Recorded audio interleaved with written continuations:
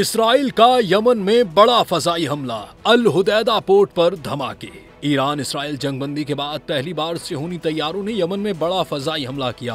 अल Hodeidah port पर धमाकों की आवाजें सुनी गई। रिपोर्ट के मुताबिक सिहोनी तैयारों के हमलों में यमन के बहरा अहमर के किनारे वाक़े अहम बंदरगाहों और एक बिजली घर को हदफ बनाया गया। हूसियों के जेर कब्जा अल हुदैदा, रश ईसा और सलेफ बंदरगाहों और रास के नातिब पावर प्लांट को निशाना बनाया गया। इसराइल ने एक कार्गो जहाज पर भी हमला किया, जिसे हूसियों ने नवंबर 2023 में कब्जे में लिया था। हूसी तर्जुमान का कहना है कि उन्होंने वस्ती इसराइल के इलाके जाफा पर एक बैलिस्टिक मिसाइल दागा। हमले में इसराइल की फौजी तंसीब को निशाना बनाया गया। दूसरी जानिब कतर में इसराइल और हमास के दरमियान जंगबंदी मुज़ाकरात का पहला दौर बेनतीजा इख्तिताम पजीर हो गया।